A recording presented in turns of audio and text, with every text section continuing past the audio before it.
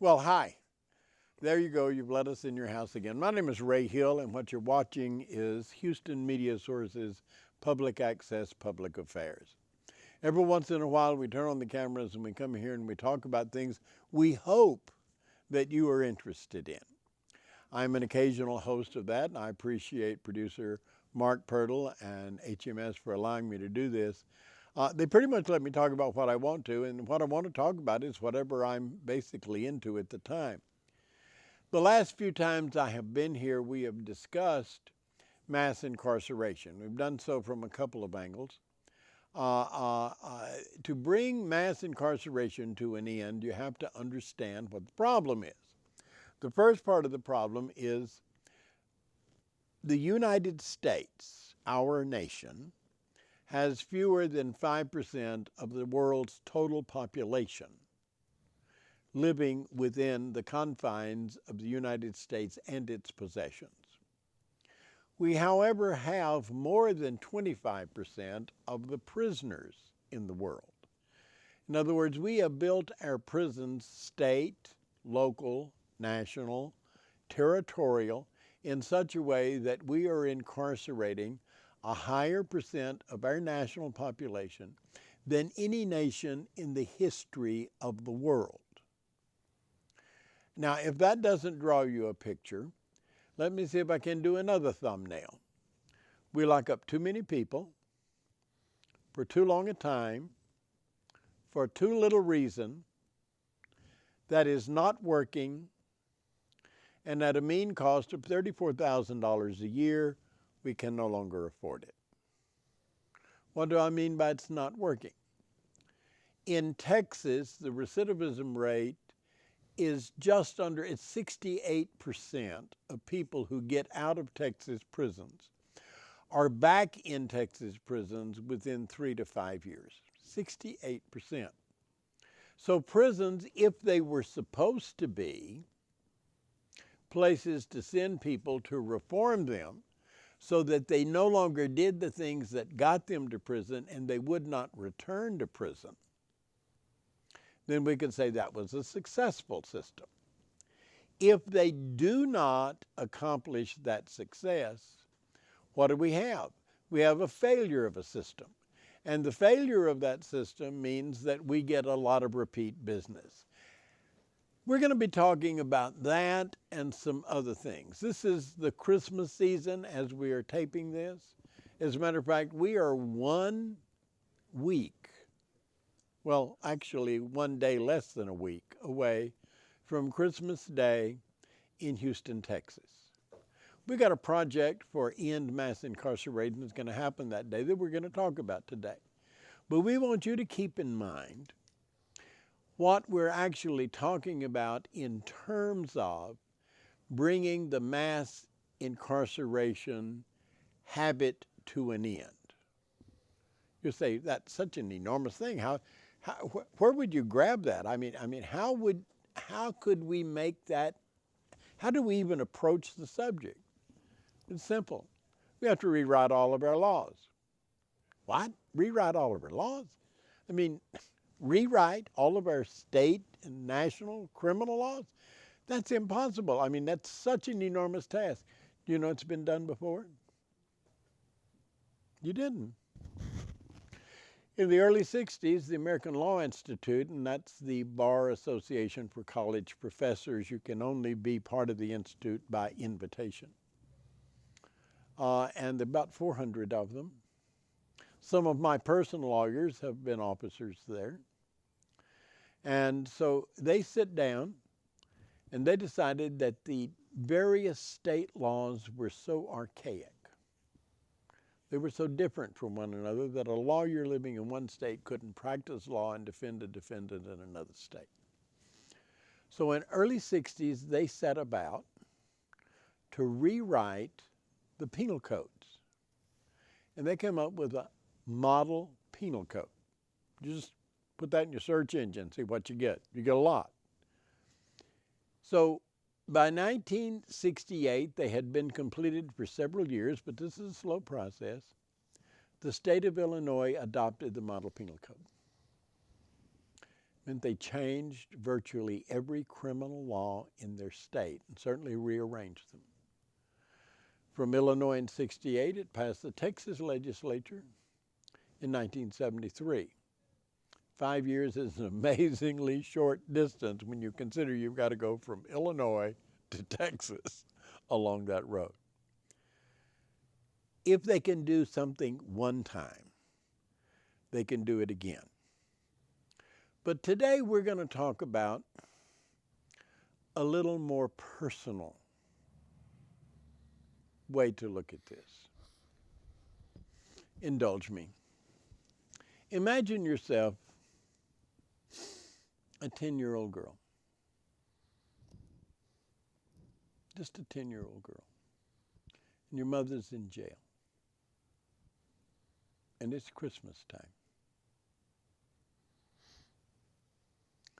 And your grandmother says, your mother's in jail, she's depressed and she's lonely, let's go visit her. So you dress up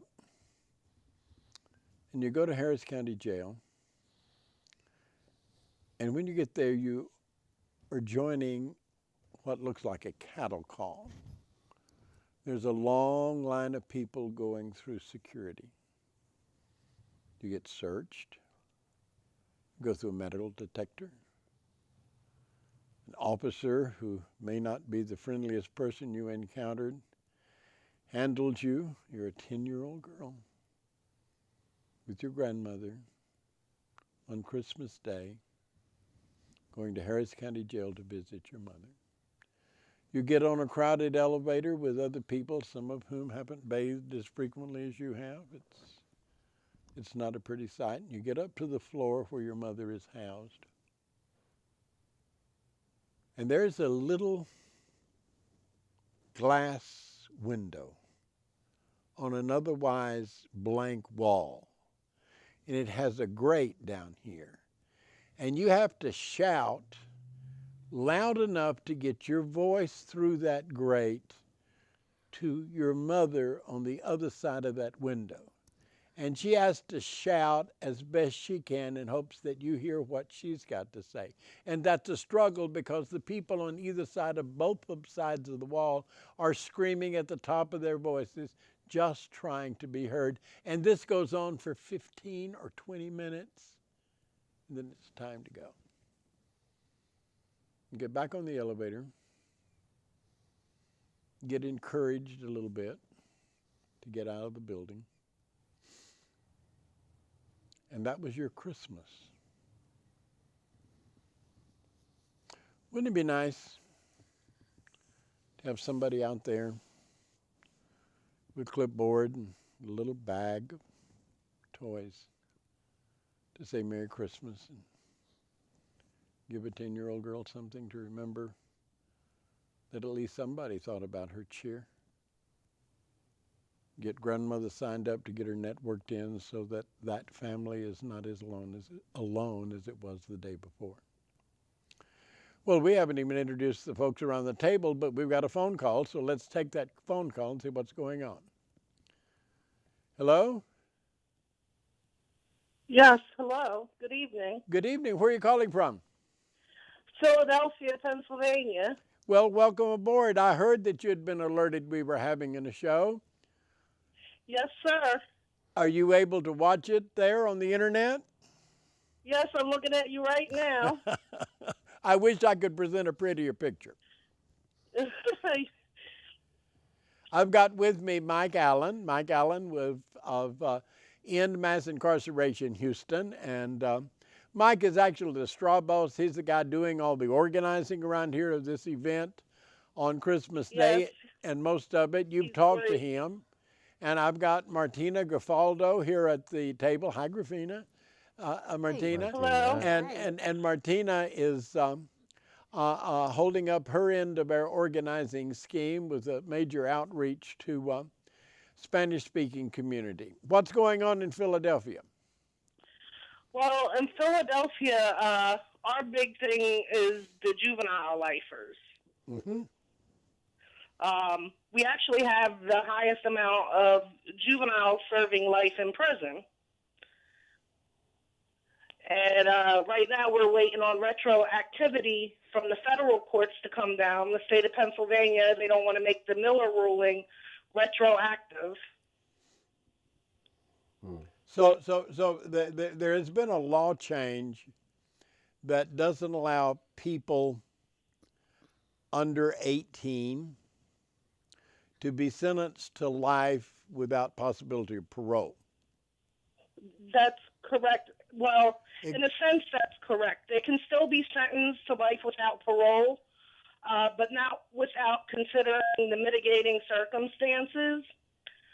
A lot of the times they don't look into these kids' backgrounds. They don't get them a child psychologist. They don't have the proper representation. But you know, in juvenile criminal procedures, kids actually have fewer rights than adults do. Yes. And then that's a big problem. It's an enormous problem. Of course, I know from Philadelphia, do you know Graterford? Yes, my husband, he's actually a juvenile lifer, and he is at Graterford. I have been in Graterford prison. Oh. Did you know that Tennessee Williams wrote a play about Graterford prison one time? No, I did not know that. I'll have to look that up tonight. Search it up. The name of the play is Not About Nightingales. Okay. And I'm an old friend of Tennessee Williams. I knew him when I lived in New Orleans, and the play has only been produced one time, and that was here in Houston a few years ago. But it's about Graterford Prison. It's a very telling story. Do you know Eastern State Penitentiary? Yes. I have actually performed in that old relic. It's now a museum for the listeners, watchers, and I did Ray Hill the Prison Years inside Eastern State Penitentiary in Philadelphia. Wow, you've been a lot of places. And I happen to know from my studies of criminal justice that Eastern State Penitentiary was built by the Quakers in the 1820s. And it is known as the first modern prison. It's the first prison that's built in the wagon wheel style with the various cell blocks radiating from a center turnaround.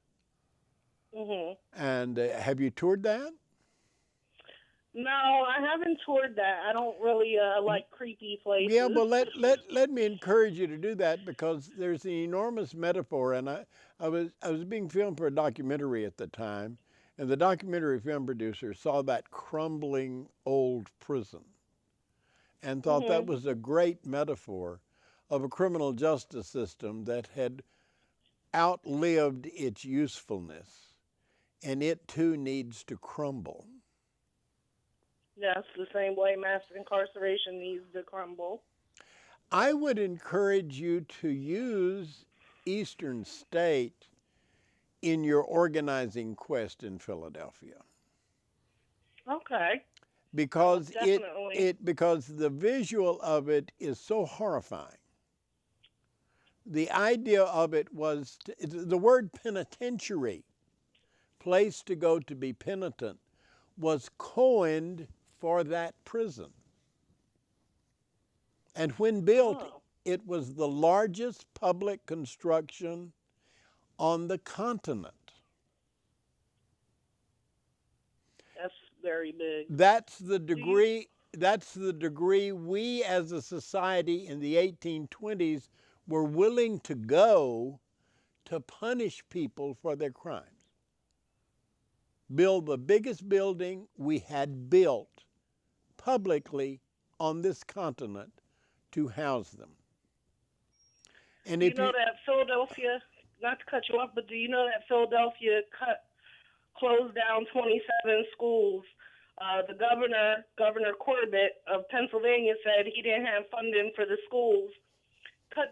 Closed down 27 schools, and is now building 2 new prisons, one for women and one for men on Graterford grounds. Right on the Graterford campus right there? Yes, and they're going to... That's already a crowded camp. I've been there. Yeah, they're going to close down the old Graterford. Oh, they're going to close down old Graterford and replace it. Yes, with a man and a woman's prison. Well, listen, we don't have funding for schools. I really, but you have anything to say to Mike before I cut you loose? Thanks, Mike, for all your help, and I'm really enjoying spreading the word. Well, thank you, Maha'a. You're doing a great job. We need more people like you around the country. You know, it's like, I think you saw the picture today. This really is a en masse incarceration nation. We've all got something at stake here that's not just a problem in Texas or a problem in Pennsylvania. It's everywhere. It's widespread. Yes. We've got to do something to stop the thinking that allows these people to put other people in jail and not consider for a moment their basic humanity.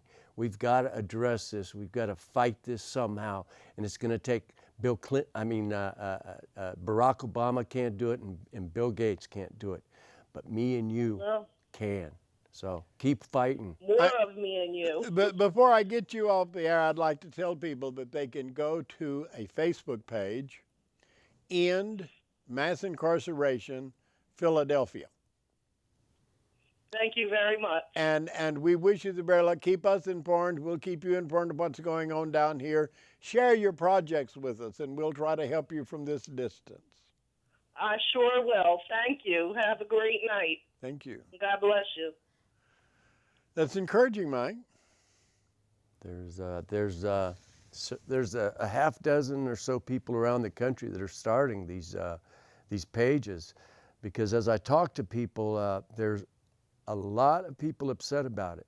There's a lot of people that are upset enough to post things, but there's other people that are willing to go that extra mile. What are they going to find? What would people find if they went to a Facebook page that said End Mass Incarceration? And give us a laundry list of the cities and states that were. Well, let's see, as it stands now, and this has actually been fairly recently in the last 2 weeks.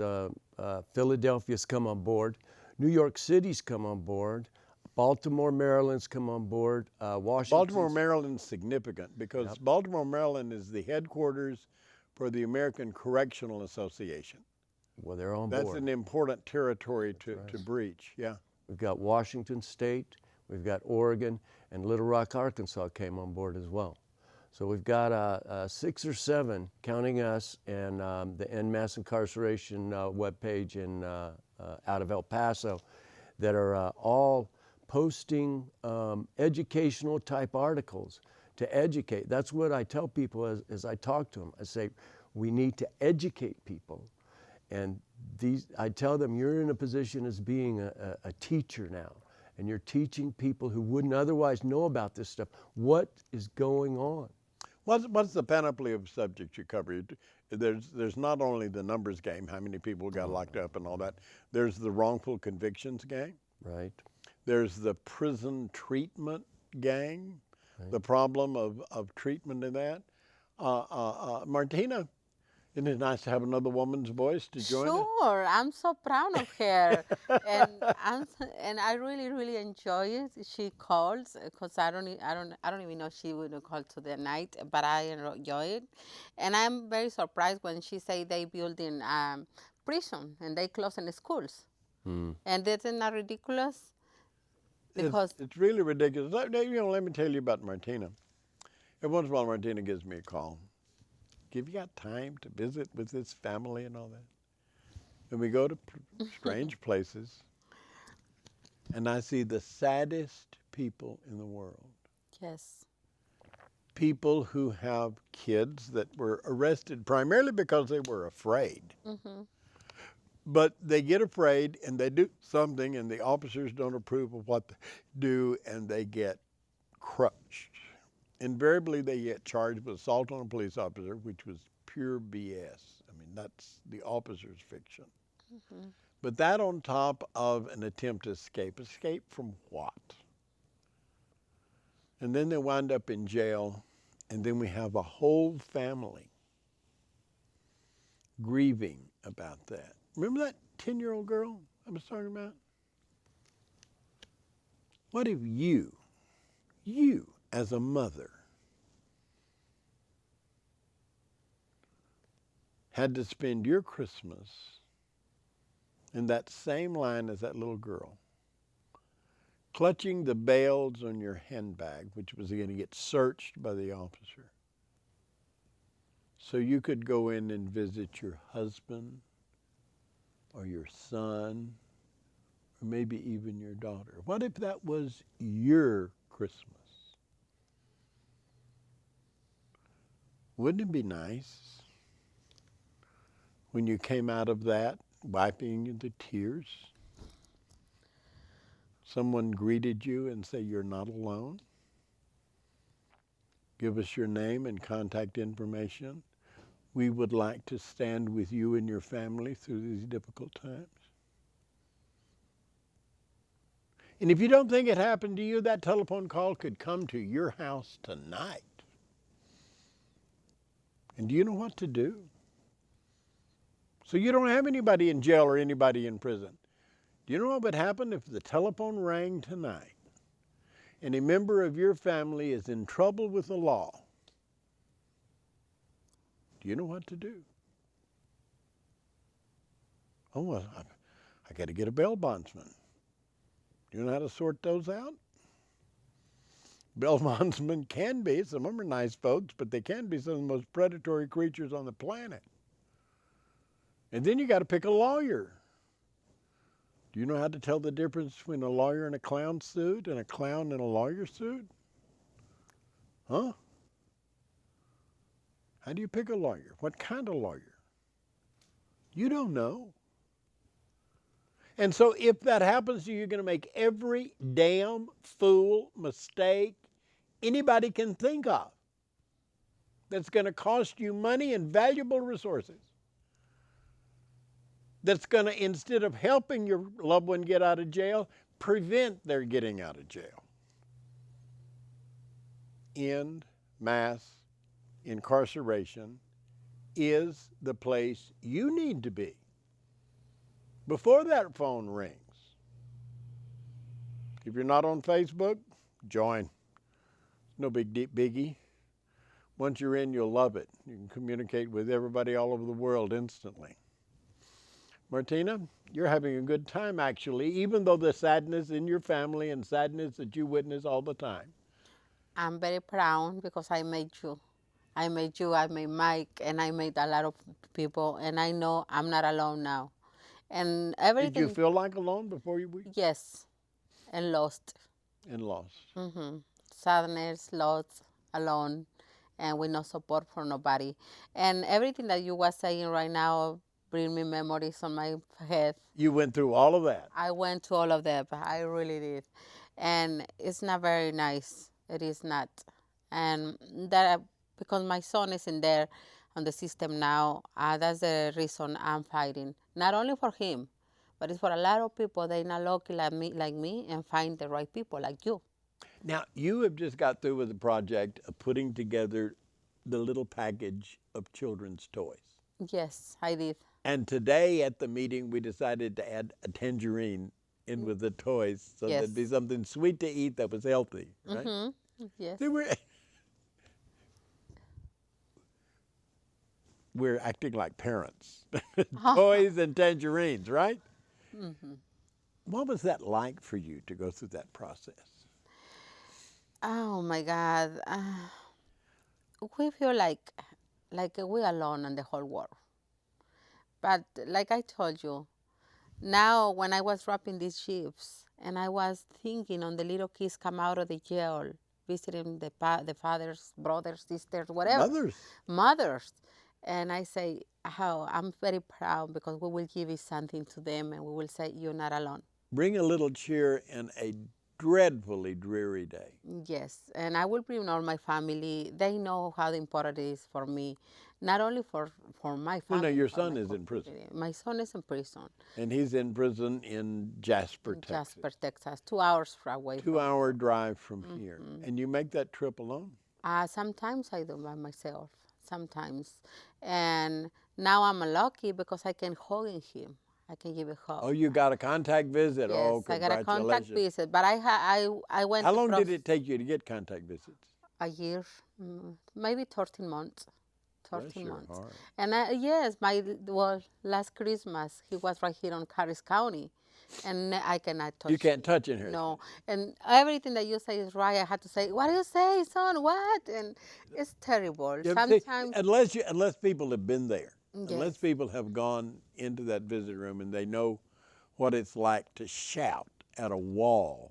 yes, and sometimes he was so depressed and cry on another side of the window, and I was right you here, can and I see can the say, depression. yes, and I can do anything. Either touch him or something. I can do. It's desperate. Of course, So depressed. you were lucky. Yes. Mike's son died in prison around Christmas time. Is that right, Mike? Yeah. He hung himself on Christmas Eve, 2008. Yeah, it's sad, but you know, I wasn't prepared for you to bring his name up. It kind of threw me. I was sitting here thinking. I was thinking about the people who are going to change us. I'm still thinking about that, and I don't mean you, or me, or Martina, but I'm thinking about the people who are affected by it. You know. And we're all affected by it. You're an ex-convict, and Martina's son's in jail, and my son died there. But as we go through this, Ray, and I have to tell the audience that Ray is my mentor. About 8 months ago, he says, "Mike, I've got this thing I've been thinking about," and he said, "I'm busy and I need somebody to push this issue in Houston. Would you think about doing it?" And for the last 6 months, and Martina's been there every step of the way, we hit this every month with some kind of event. And this Christmas event is just one in a line of things we're doing. And I've come to realize that, and we talked about education, I've come to realize that the people who haven't been touched by this are too busy or have this or that going on, but don't really care enough to get involved. And I've come to realize that the only people who are going to get involved are the ones that have been touched by this, the ones that have family in those jails, the people that have been in those jails. And now what we're trying to do is reach out to them, like Ray said, get them networked in. But the one good thing about this bleak situation is this country and this state has put so many people in jail for so long. There are a whole lot of people out there that if we network them in and get them all marching in the same direction, we can change this. It's just a matter of believing that what you do matters. It's not about Ray or me or Martina or anyone else. It's us believing in ourself inside, that us getting out there and doing everything we can will change things. And we're trying to get prison families united with us. We're trying to get ex-convicts united with us. We're trying to put something together. We've got some support from the Houston Peace and Justice Center. Oh, Right, sure. yeah. Yes. Dave Atwood and his wife and the folks over at the Peace and Justice Center are with us on the way. We've even got Barry Klein of Houston Property Rights. Well, we've got activists on board. And those are good activists. Both of them are very fine activists. We've got Mansoon young is Dan. there too. Masood. We got Masood, which is Masood's an institution at KPFT. I'm used to dealing with him all the time. He is the artist that designs their posters. He's a wonderful Go man. to our Facebook page and have a look at our posters. But I wanted to ask you, by the way, feel free to call in. Telephone number 713-807-1794. Suppose somebody wants to get involved with the Christmas Day project. It's Christmas Day. It's during visiting hours at the jail. Visiting hours start at 4 o'clock in the jail. I'm going to be there for a while, and then I'm going to go do a radio show over at KPFT. Uncle Ray does a prison talk show back with the convicts. I've been on sabbatical for a while, but I'm going back that day to do that. How do people get involved, and what do we need their help doing? Well, I've talked to several people today, and one comment I got was, well, I'd like to come over and support you, but I don't have anything to give to those kids. And I told him, don't worry. We already got that. We've got all that. And he says, well, this particular guy I was talking to, he said, well, I'm there. He says, I will be there. He says, I spent some time in TDCJ, is that what it is? Texas Department of Criminal Justice. Yeah, he says, I spent some time in there, and he says, and I want to give something back. And there's other activist groups that are coming to me and asking what can they do. And I tell him, well, at this point, just standing and letting these people see that they're not alone, that there are groups of people willing to come out there on a holiday when they could be with their family and have the excuse, I'm too busy, I have commitments, to just be there and show people that we care. Not only to show the prisoners that we care, but to show the guards, to show the sheriffs, to show the public in general that there is a different way of conducting yourself, and there is a way of connecting with people for no other reason than to embrace their humanity and your humanity. You know, this is a very simple issue to me. It's not about what we're doing to people so much as what we're not doing. We're not giving them the benefit of our love and care. We're all connected. And the problem I see in the over-incarceration of people in this country is the fact that we're denying them the basic rights of being a human being. And I tell these people, and you could be a fair weather friend, because Christmas Day is supposed to be fresh in the 50s. It's supposed to be clear. It's going to be a lovely day. Well, as you get closer to 6 o'clock, it starts getting dark. It's kind of the way the sun works this time of the year. But you're going to have to slightly bundle up. If you show up, we probably got a T-shirt in your size that you can be proudly End Mass Incarceration Houston on. In a very real sense, we got a budget for this. We spent a few $100s, about $500 is going to cost the organization. We're over halfway and have enough money to cover the budget. So if you come around, we may pass the collection plate. I don't know. Whether you give anything doesn't make any difference, that you are there to greet these people. How would you like to just take somebody's hand and say, I know what you're going through. Can we have your contact information? Because we plan on having an event sometime in January for families of people in prison and jails. Mm. So we're going to get together. And what the hell would we do with that? Well, if you're Martina and you've got to drive that, what was the name of Ned Rollo's book? Ned Rollo's this old convict friend of mine. He wrote a book about prison visitation. Fears, Tears, and a Lonely Highway. Right. That just about describes it. So what if Martina got to carpool with a couple of other mothers or a wife or somebody going to visit? She didn't do it by herself. They could drink coffee and find something to laugh about and find some way to encourage one another on a sad situation. You know, human beings spend an awful lot of time eliminating other human beings from their concern. What if it worked the other way around? What if we were all equally concerned about kids with cancer?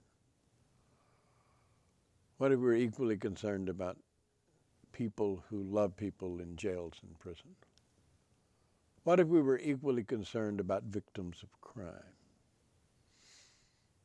I know what the in-mass incarceration problem is. In-mass incarceration has a lot to do with the drug laws. Beginning with the Rockefeller laws, they just went crazy.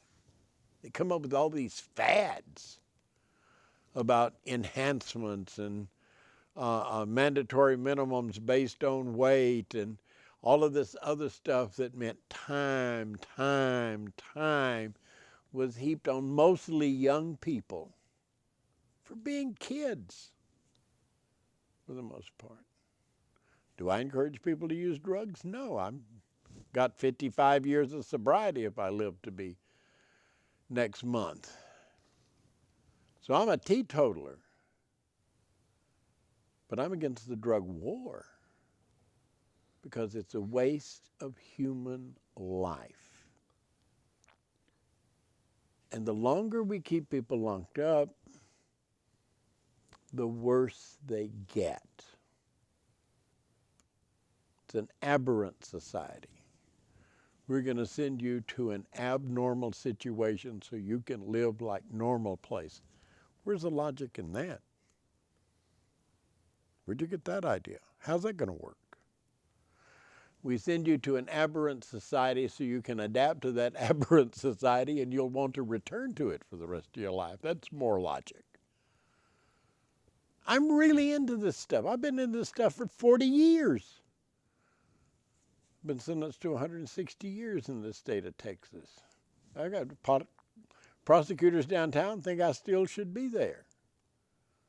But I'm out here on a picket line somewhere, and I want you to join us. Do you think it's a good idea, Mike?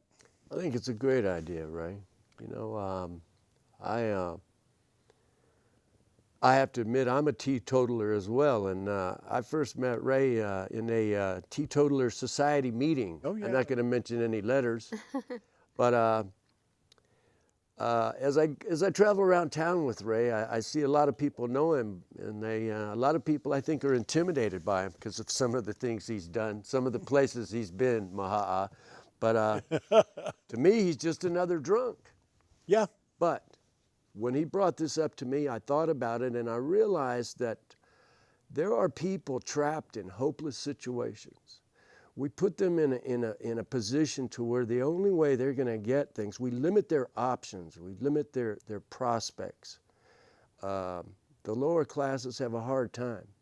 So that when somebody decides to sell drugs so that they can get some nice things or even feed their families in some cases, and then they get put in prison and the situation gets worse. They go, like Ray said, they go into an aberrant society and they're expected when they come out to act in a way that they don't know how to act. The situation actually, it breaks my heart because I believe in the inherent goodness of all human beings. I think that anybody given half a chance would do the right thing every time. And who's paying the heavy price on this? The families, the children. The children is what break my heart. Racial minorities. Oh, God. Yes, because when one family member is incarcerated, it's not only the family member, it's the whole family.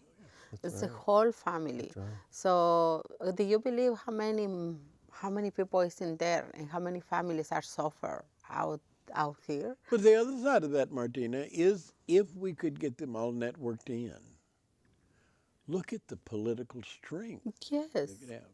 If we all were networked in and we had kind of regular meetings, God forbid, I've attended a lifetime's supply of meetings. But if it came election time, we could get together and by some democratic process decide where do we invest our political power. First you got to convince people they have political power. Exactly. Then you got to register them to vote so they can use it. Right. And then you've got to educate them about the candidates and the issues so they can use it properly.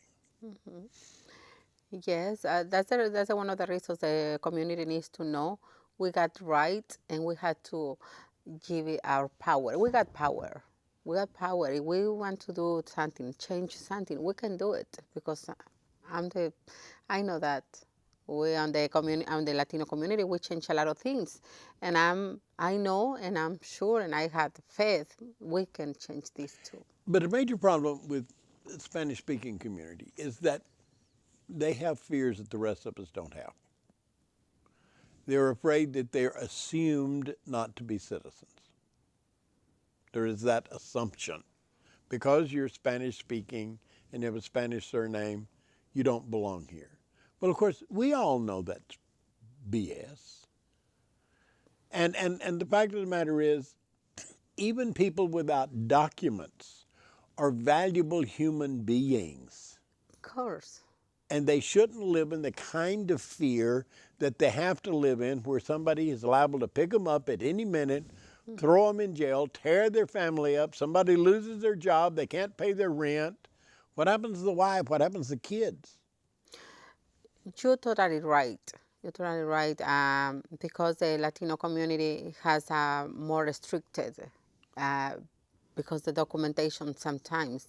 But in another way, the government. But even if you've got all but the government know, they know we pay taxes too, like everybody else. Sorry, we pay taxes. We contribute to the city. We do everything like you do. Work, buy houses, buy everything. But in the same way, you know, the system make the community like, okay, because you're brown, you belong on this side. And that is not true. We have kids, and our kids are citizens. No. I've gone through this immigration thing. No, I know. But what I say, we know our kids can vote. Yeah. They can vote, and they can make our voice heard. Because if we don't have no legally papers, let's see like this, they can vote too.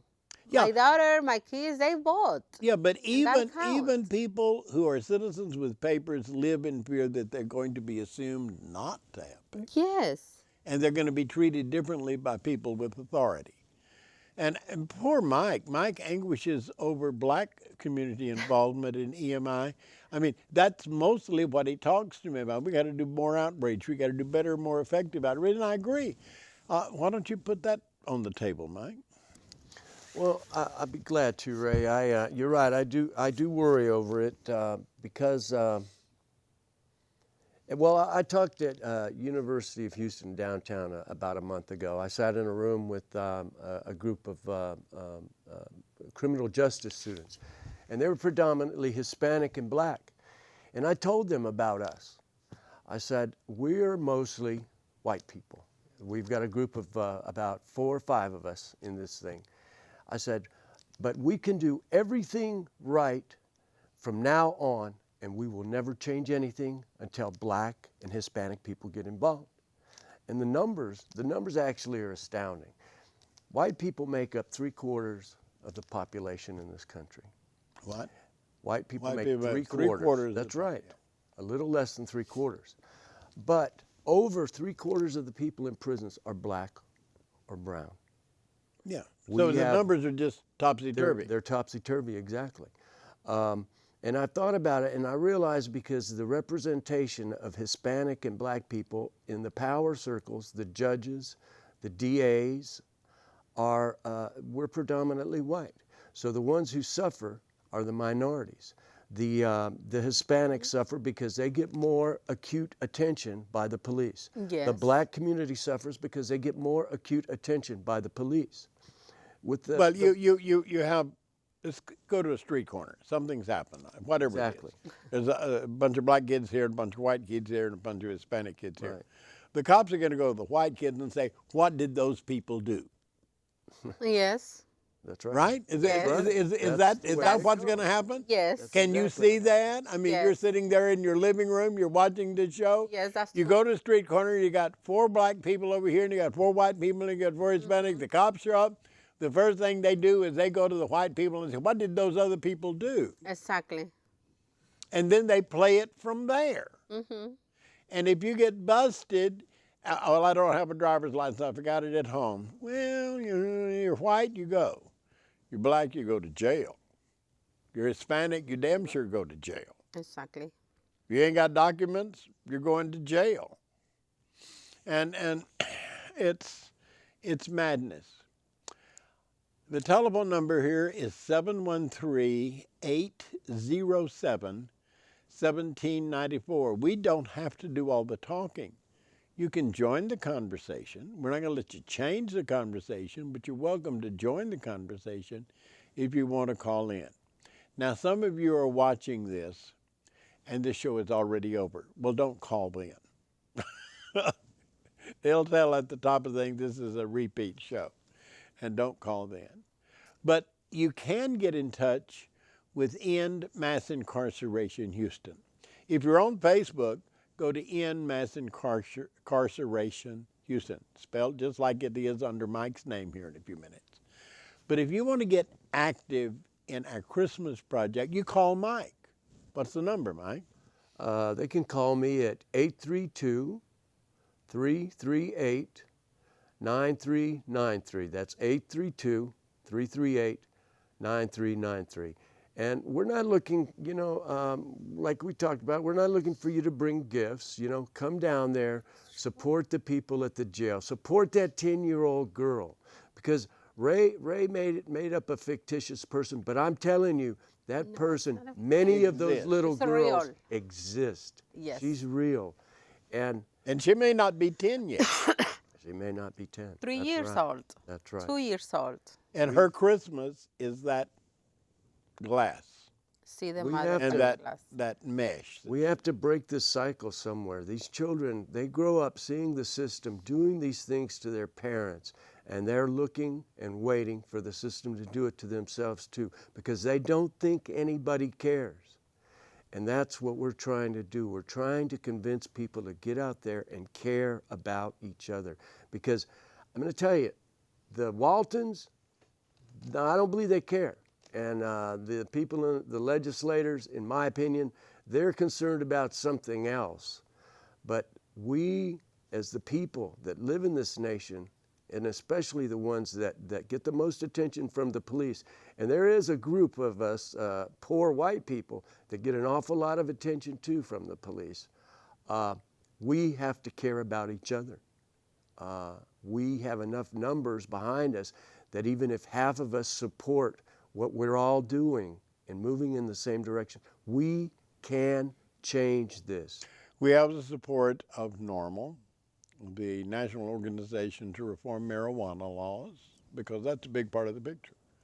It's a big part of the mass incarceration picture is NORML. And NORML's with us. They show up at our events. They give speeches. They bring people to our events.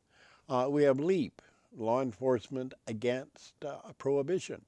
That's right. Dean Becker and his crowd, you've seen them both. Both those organizations have shows regularly. We have the Texas Drug Policy Forum. They have occasional shows on this television station. They're with us. Folks from the Green Party are in touch with us. They spend a lot of time with Dave Atwood, who's going to actually, at the Green Party show on this station, going to do a big pitch for the Christmas thing and for End Mass Incarceration at their coming up next show. So you Green Party watchers know that that's going to be the topic there. I have a whole cadre. I run around with a bunch of former inmates and inmate families and all of that because I'm kind of a magnet for that. After 33 years or 32 years of doing the prison show, Uncle Ray just becomes a part of your life because I talked to them while they were in those prison cells. And let me go back. Christmas Day, Christmas night, after this event, I'm going to talk to them. I'm going to get to talk to them because they're the ones that are suffering. They're the ones, because it's Christmas and they're locked up, they're thinking about what a mess I have made of my life and what that has put my wife and my mother and my children through. Well, that guilt is not productive. What is productive? Getting into the network and getting involved in helping make change. I'd like to add something to that, Ray. Yeah. We were talking to Maha'a later, and her husband's in prison. She mentioned that. But she, In Graterford. Yeah. Well, she mentioned to me that she told him what she's doing and getting involved. And she said he's really excited. He's inside and he's really excited. And she is going to encourage him to tell his friends, to tell their families, to also get involved. But this participation on the inside is absolutely important. It's absolutely key to what we're doing.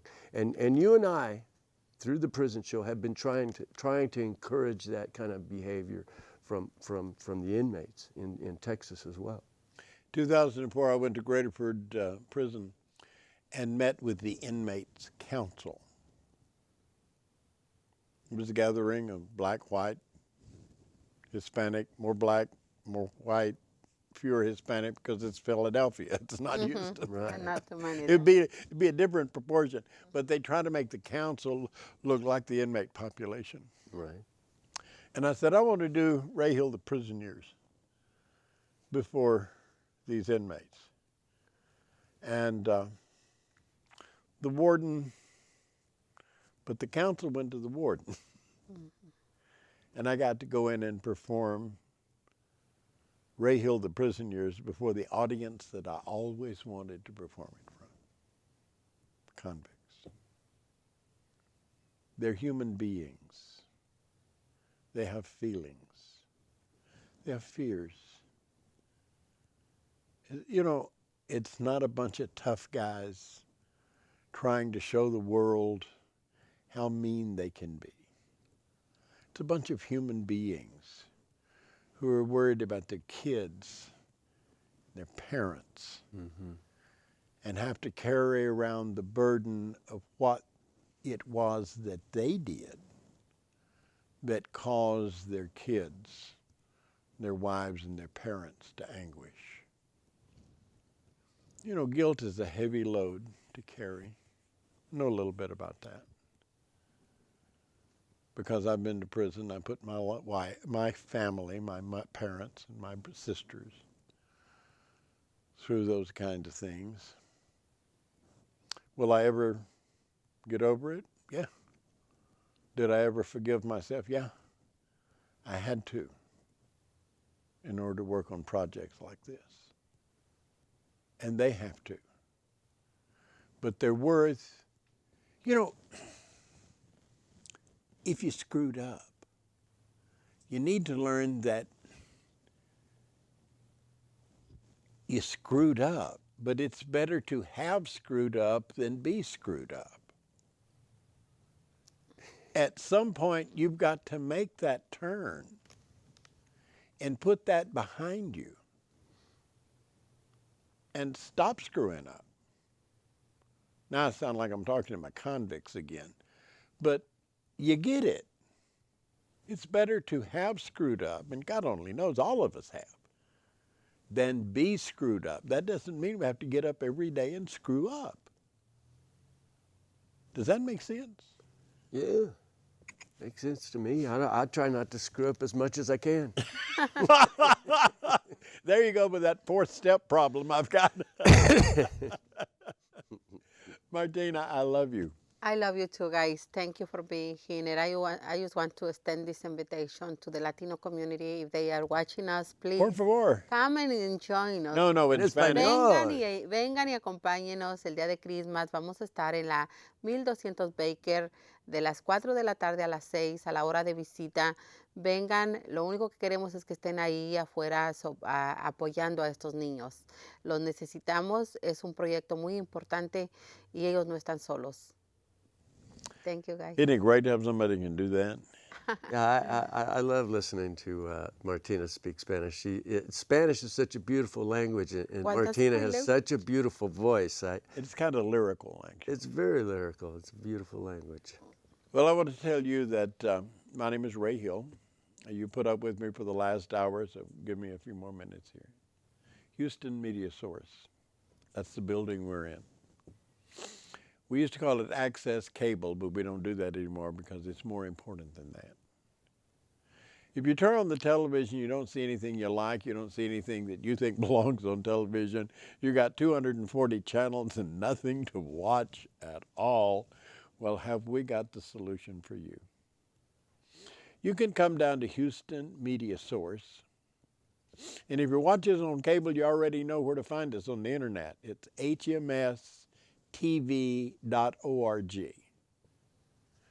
Shop around that website. You can come down here and we will supply the equipment and the training for you to create the media that you want on television, and do it yourself instead of cussing at that box over in the corner. Take the responsibility of creating the programming that you think the world needs and deserves to hear. That's what we have done for the last hour. I know we made some of you uncomfortable. You don't want to be reminded of that time you got arrested and wasted all that money before you realize, wait a minute, I made every damn fool mistake I can make. Sorry about that. Now that you've got a little practice, you'll make the same mistake again if it's your son or your daughter. Exactly. Because that's the way it is. But Houston Media Source will be here to give you an alternative view so that you can handle your reality a little better. I love the station. I love the opportunities to come in here and do hosting on public affairs, public access, just so I can get in your living room. I ain't casing the joint. I gave up burglary a long time ago. I'm just in there to bring a little light on some folks that need some exposure. Thank you, Mike Allen. Thank you, Ray.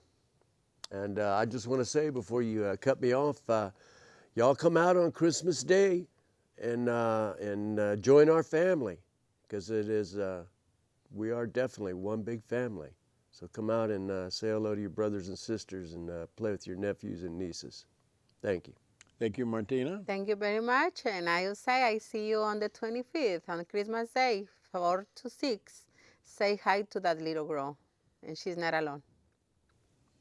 Thank you, Mark Pirtle, our producer. I hope you all have a good holiday season. I hope it's full of joy, and I hope you're so busy you don't even have to think about us. But just in case what we're doing strikes your fancy, come on down. My name is Ray Hill. Thank you very much for watching Public Affairs, Public Access, The PAPA Show on Houston Media Source. Merry Christmas, Happy New Year. We'll be back with some more programming soon thereafter. Thank you.